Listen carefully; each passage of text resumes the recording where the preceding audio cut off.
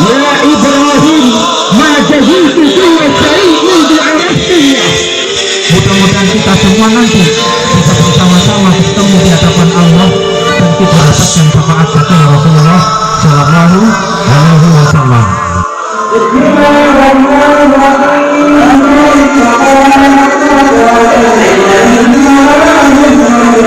Alhamdulillah nahmaduhu wa nasta'inuhu wa nastaghfiruh wa na'udzu billahi min sururi anfusina wa min sayyiati a'malina may yahdihillahu fala mudilla lahu wa may yudlil fala hadiya lahu asyhadu an la ilaha illallah wahdahu la syarika lahu wa asyhadu anna Muhammadan abduhu wa rasuluh la nabiyya ba'dah.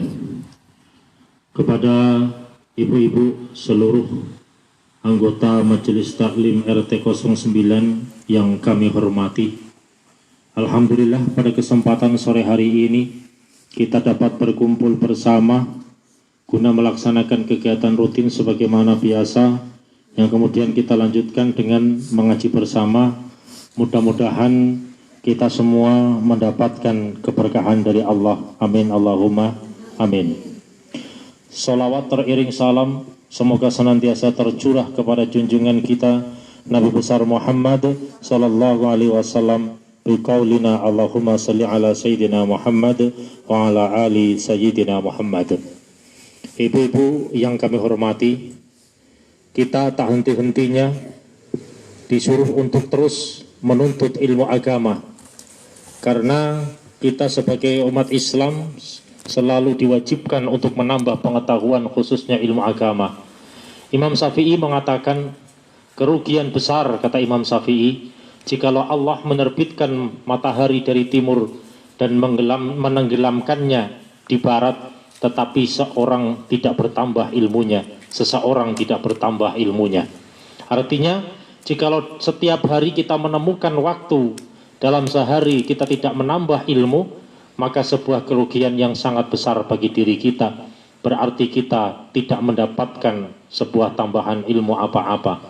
Maka dari itu kita disuruh selalu memperdalam keilmuan kita supaya kita bisa menambah pengalaman kita dalam kehidupan sehari-hari maupun dalam beragama. Ibu-ibu yang kami hormati, pada kesempatan sore hari ini sebetulnya melanjutkan bab yang kemarin.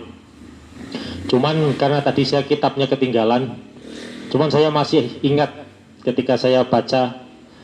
Ini kita bab sekarang ini masuki makalah yang ke-16 dan yang ke-17, Bu ya. Apa yang kemarin sudah lupa, Bu? Sudah lupa ya. Jadi kita masih bersyukur karena masih diberikan kesempatan oleh Allah. Karena kata Nabi, ada dua perkara yang mudah sekali kita melalaikannya. Yang pertama adalah sebuah kesempatan, yang kedua adalah kesehatan. Seseorang ketika masih diberikan kesempatan, ini rata-rata menunda-nunda. Dan seseorang ketika masih diberikan kesehatan, ini pun rata-rata menyepelekannya.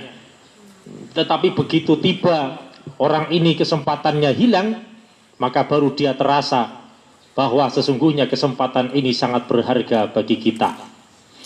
Ketika seseorang itu kesehatannya diambil oleh Allah, itu pun baru terasa bahwa kesehatan itu pun sangat penting bagi kita. Bahkan orang ini untuk sehat saja, ini rela mengorbankan segalanya, yang penting sehat. Saya tanya, ibu-ibu ini kalau sakit, misalkan ibu punya kaplingan 1 hektar atau 2 hektar, syaratnya kaplingan itu ketika dijual ibu akan sembuh. Mau tidak ibu menjualnya? Mau ya. Artinya kesehatan itu mahal. Tetapi kita baru akan terasa ketika kesehatan itu sudah tidak pada diri kita. Ketika kita sakit baru kita terasa. Maka kita akan merasakan nikmatnya Allah ketika kita pernah mendapatkan ujian dari Allah. Maka kalau kita tidak pernah mendapatkan ujian, kita tidak akan merasakan nikmatnya Allah. Maka saya walaupun tidak membawa kitabnya, Maka akan sedikit membahas tentang lanjutan yang kemarin, yang makalah ke-16 dan ke-17 dalam Nashaiul Ibad. Di situ intinya menceritakan antara dua orang, yang satu menjadikan nafsunya sebagai raja dan yang satu menjadikan akalnya sebagai ratu atau sebagai raja. Ini berbeda, Bu. Seseorang yang mengedepankan nafsunya sebagai raja, sebagai pemimpin, maka orang tersebut pasti akan mengalahkan akalnya, tetapi nafsunya yang dikedepankannya. Sementara orang yang mengedepankan akalnya, maka dia akan bisa mengendalikan nafsunya, karena akalnya digunakan untuk membedakan mana yang baik dan mana yang buruk. Maka ketika seseorang yang mengedepankan hawa nafsunya, maka semuanya akan nasihat yang diberikan akan sia-sia. Tidak akan bermanfaat orang yang sedang diselimuti oleh nafsu. Walaupun siapapun yang menasihati, bukan akan diterima nasihat itu, justru akan dibenci orang yang memberikan nasihat kepadanya, karena orang tersebut sedang diliputi oleh nafsunya. Maka orang yang semulia apapun, yang selalu dikendalikan oleh nafsunya, justru akan menjadi seperti budak. Tetapi sebaliknya, orang yang sebudak apapun, artinya serendah apapun derajatnya, kalau dia menggunakan akalnya, dia bisa menjadi mulia seperti seorang raja. Karena apa? Karena orang yang menggunakan nafsunya, kemudian dia menjadikan sesuatu disenangi karena nafsunya, maka dia akan menjadi budak yang disenanginya itu. Contoh, orang saking senangnya, misalkan dia punya motornya baru. Saking senangnya dengan motor itu, dan kesenangannya itu hanya dengan menggunakan nafsunya. Setiap pagi dilus-lus motornya, siang dilus-lus motornya, sampai lupa makan, lupa minum, sudah kenyang. Gitu. Jadi sampai kadang-kadang, atau mungkin orang saking senangnya dengan ayam, mungkin saking senangnya dengan ayam, kadang-kadang yang punya belum mandi, ayamnya sudah dimandikan. itu misalkan. Ini. Jadi orang yang menyenangi sesuatu, maka akan menjadi budak bagi sesuatu itu. Maka orang yang mencintai Allah, dia pun akan menjadi hambanya Allah. Orang yang mencintai harta, dia akan menjadi hambanya harta. Ini. Dan orang yang mencintai sesuatu, pasti akan menjadi budaknya sesuatu. Maka suatu saat ada sebuah cerita, ada seorang raja yang cukup berwibawa ketika itu. Raja ini sangat kaya, dia ini cukup berwibawa. Suatu saat ketika lewat, semua orang tunduk, semua hormat kepadanya. Ada salah seorang yang tidak mau tunduk dan tidak mau hormat kepada raja itu. Marah raja tadi. Kenapa? Semua orang ini hormat padaku, tetapi kenapa Anda tidak mau menundukkan kepala di depanku? Orang tadi menjawab, aku tidak sudi untuk tunduk kepada orang yang menjadi budaknya nafsu. Jadi rajanya dijawab seperti itu. Aku tidak sudi bertunduk kepada orang yang menjadi budaknya nafsu. Anda baginda, walaupun Anda seorang yang jabatannya tinggi, tetapi Anda selalu silau dengan dunia. Anda tidak pernah merasa cukup dengan dunia. Bukankah yang seperti itu budaknya nafsu? Dibilang seperti itu rajanya. Maka kalau orang yang sudah tidak dikendalikan nafsu itu tadi, dia akan berani menyampaikan kebenaran walaupun di hadapan pemimpin sekalipun. Dan orang yang sudah meninggalkan nafsunya dalam menyampaikan kebenaran, maka dia tidak akan menjilat siapapun. Itu. Maka itu. Kemudian yang kedua, tadi saya mengatakan, ketika orang yang mengedepankan akal sebagai pemimpinnya, sebagai rajanya, maka orang tersebut akan mulia karena akan mempertimbangkan mana yang baik dan mana yang benar. Beda dengan yang dengan menggunakan nafsu tadi. Kalau orang yang hanya mempertimbangkannya hanya dengan menggunakan nafsu, dia tidak menggunakan baik dan benar, tetapi hanya berdasarkan suka atau tidak suka. Itu berbeda. Orang melakukan sesuatu berdasarkan suka atau tidak suka, dengan berdasarkan baik dan benar, itu beda hasilnya. Kalau suka atau tidak suka, itu tidak memperdulikan baik dan benar, laju semua. Jadi ada cerita, ada misalkan Pak Haji dilapori, Pak Haji anaknya menang togel, astagfirullahaladzim, tapi dapat banyak, alhamdulillah, misalkan. Jadi kalau mestinya kalau Pak Haji ini pertimbangannya benar, Jadi walaupun banyak sedikit tetap astagfirullahaladzim. Tapi kalau pertimbangannya suka tidak suka, kalau sedikit tidak suka, banyak menjadi suka, ini menjadi berbeda. Ini. Maka dicontohkan di dalam kitab Nasihatul Ibad, orang yang menggunakan nafsu dan menggunakan akal, dicontohkan di situ adalah kisahnya Nabi Yusuf dan seorang wanita suami raja yang bernama siapa namanya Bu? Yang terkenal ceritanya itu? Ada yang tahu Bu yang menggoda Nabi Yusuf siapa namanya? Yang sering dibaca di doa-doa nikah itu loh. Zulaikha ya itu. Jadi Siti Zulaikha itu seorang istri raja. Tetapi dia ini tergoda oleh nafsunya karena sebetulnya Zulaikha ini ibu angkatnya Nabi Yusuf. Karena dari kecil Nabi Yusuf ini diasuh oleh suaminya, kemudian otomatis dia menjadi ibu angkatnya. Tetapi seiring perkembangan waktu Nabi Yusuf tumbuh dewasa, ketampanan Nabi Yusuf tidak ada tandingannya di zaman itu. Karena saya pernah mengatakan, ketika tampan ini di dunia ada satu, maka yang separuh diberikan kepada Nabi Muhammad. Tetapi sayangnya Nabi Muhammad ini ditutupi Bu, tidak dibuka. Jadi tertutup semacam, mungkin ada aura yang menutupi semacam cahaya. Jadi Nabi Muhammad ini orangnya ini kalau dibilang kasarnya ini elastis Bu. Kalau beliau duduk sama orang yang tinggi, dia lebih tinggi dikit. Orang yang pendek, dia pun lebih tinggi dikit. Jadi tidak kayak orang sekarang. Kalau orang sekarang, orang ganteng duduk sama orang jelek, yang ganteng tambah ganteng, yang jelek remek. Kalau Nabi tidak. Ketika Nabi duduk sama orang yang tidak terlalu ganteng, maka orang yang tidak terlalu ganteng terkena cahayanya. Itu bedanya. Kalau Nabi Yusuf ini ditampakkan. Yang seperempat ini diberikan kepada Nabi Yusuf. Yang seperempat lagi dibagi orang seluruh dunia. Jadi kita Bu cuma dapat seperempatnya dari seluruh dunia. Jadi tidak usah sombong-sombong gitu. Cuma dapat seperempat, kadang itu pun ada yang menyombongkannya. Oh saya ini cantiknya dengan dulu. Baru cuma dapat seperempat, itu bagian dari seluruh dunia kok. Nabi Yusuf ini dapat seperempatnya tapi dibuka sama Allah. Maka ketika Nabi Yusuf ini tumbuh dewasa luar biasa ketampanannya, semua orang yang melihat wajahnya Nabi Yusuf pasti akan terpesona.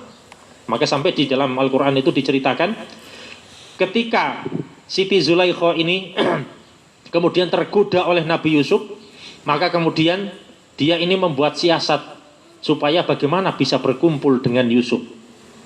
Akhirnya setelah itu Nabi Yusuf ini kemudian digoda oleh Zulaikha. Setelah masuk ke dalam kamarnya, ya Nabi Yusuf diselamatkan oleh Allah. Beliau tidak mau, ketika tidak mau ditarik oleh Siti Zulaikha. Kemudian setelah itu rajanya datang. Bapak angkatnya Yusuf datang.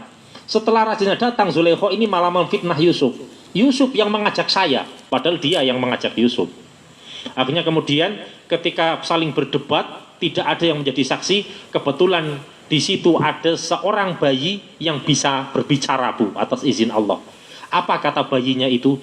Dia mengatakan, kalau Yusuf ini baju yang sobek di sebelah depan, maka yang salah adalah Yusuf. Tetapi kalau yang sobek bagian belakang, maka yang salah adalah istri Anda. Maka kemudian setelah diperiksa, bajunya Nabi Yusuf ini yang sobek yang sebelah belakang. Maka akhirnya Yusuf, walaupun dia tidak bersalah, itulah raja-raja zaman dulu. Walaupun dia tidak bersalah, untuk menutupi aib, Yusuf tetap dimasukkan ke dalam penjara. Maka kemudian ini berita ini pun walaupun ditutup, terkabar, sebar kemana-mana. Oh, istrinya raja ini senang sama anak angkatnya gitu kan. Akhirnya ketika mendengar istrinya Aziz ini marah. Orang ini belum pernah tahu bagaimana gantengnya Yusuf, makanya mereka bisa ngomong katanya. Akhirnya suatu saat diundang semua Bu. Istri menteri, istri pejabat, istri gubernur, bupati diundang semua ke rumah dinasnya. Di situ diadakan jamuan, ada apel, ada segala macam makanan. Setelah orang ini sedang menikmati makanan, Nabi Yusuf disuruh hadir di depan di tengah-tengah mereka. Subhanallah, luar biasa Bu. Mereka ini yang sedang memegang pisau mengupas apel, mengupas makanan, ini tidak sengaja mengiris jari-jarinya masing-masing. Tidak terasa Bu, karena terpesona dengan tampanan Yusuf. Jadi mengiris jari-jarinya masing-masing.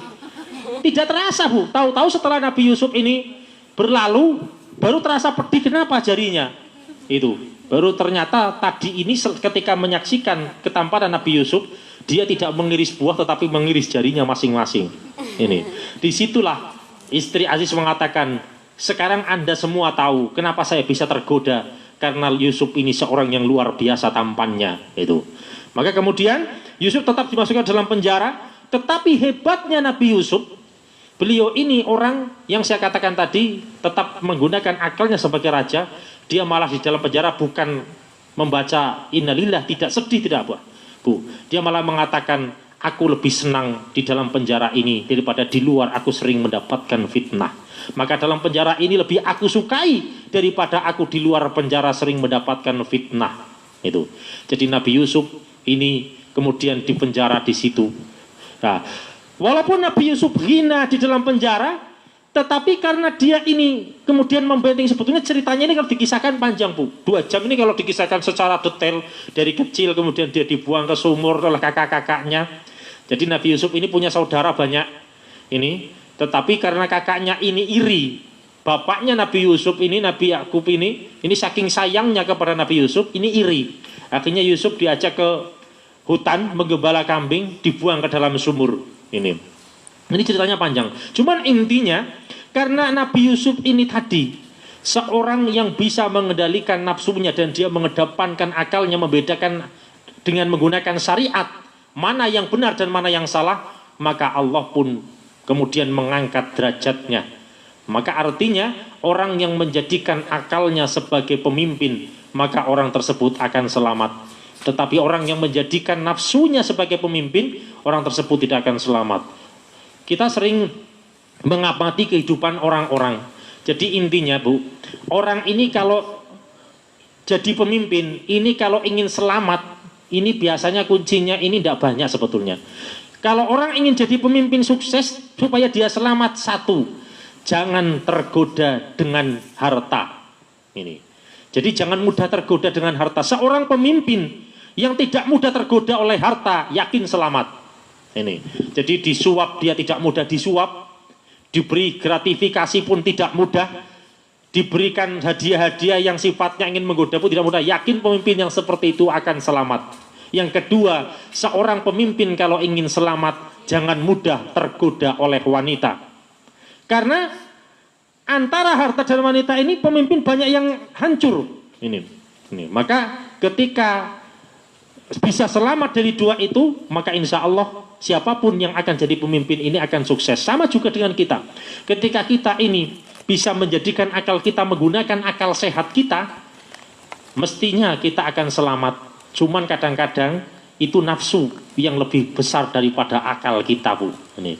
Kadang-kadang kita tahu kalau kita mungkin menyakiti orang, kita mungkin menggunjing orang, kita secara akal tahu ini sebetulnya tidak boleh, tapi nafsunya kepengin. Kan gitu, nafsunya, sudahlah daripada grundel di dalam hati, keluarkan saja, kata nafsunya.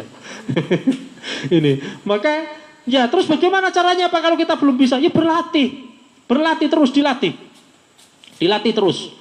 Caranya gimana? Pokoknya kalaupun kita pernah menyakiti orang baik dalam bentuk gunjingan, entah itu ngerasani dan sebagainya, kalau kita sempat meminta maaf, temui, minta maaf. Kalau tidak sempat, minimal kirimkan Fatihah untuk orang-orang yang pernah kita gunjing. Misalkan nanti setelah menjelang tidur, kita ingat tadi pagi-pagi, tadi saya ngomongin siapa aja ya? Oh, si A, si B, si C, si D, si E. Oh, banyak juga ya itu. Di Fatihai satu-satu. Si A Al-Fatihah, si B Al-Fatihah, si C Al-Fatihah. Besok itu lagi. Oh, tadi saya si F, si G, si H, si I. Kalau bisa datangi minta maaf, Bu. Karena apa? Itu kadang-kadang yang membuat amalan kita bangkrut itu Bu. Kita tidak terasa. Kita punya amalan banyak tapi bangkrut gara-gara kita punya dosa sama orang, kita tidak meminta maaf atau kita tidak mendoakan orang itu. Ini. Maka kita ini sekali lagi, kita beramal tentunya ingin untung seperti kita menabung. Kita menabung mestinya ingin dapat saldo yang banyak. Nah, kalau tabungan kita sering dibobol, habis.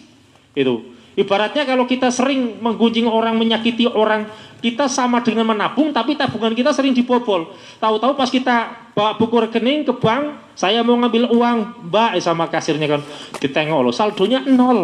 Malah ini kayaknya. Ini kan rugi.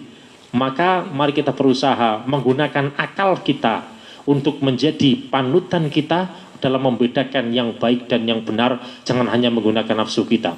Manusia ini sebetulnya orang yang sangat hina. Bukti hinanya apa? Gampangnya begini, kalau kita merasa sombong, maka kita harus ingat bahwa kita ini keluar dari 2 lubang yang hina. Pertama, dari lubang yang berupa sperma laki-laki, itu pun dari lubang yang hina. Yang kedua, masuk ke dalam lubang wanita, itu pun lubang yang hina. Setelah itu pun kita akan keluar dari lubang yang hina. Maka manusia semulia-mulianya tidak ada yang tidak dilahirkan dari lubang yang hina. Maka tidak ada yang patut kita sombongkan. Mari kita gunakan akal kita. Ketika nafsu mengganggu kita, maka mohon perlindungan kepada Allah supaya kita bisa memimpin diri kita, supaya kita bisa mengendalikan nafsu kita, bukan malah justru nafsu yang mengendalikan kita. Mungkin pada sore hari ini sebagai mukadimah cukup sekian. Bila ada pertanyaan, mungkin tidak harus masalah ini, barangkali masalah yang lain silahkan. Mungkin masalah fikih atau tanya jawab yang lain silahkan. Nanti kalau bisa saya jawab, kalau tidak PR.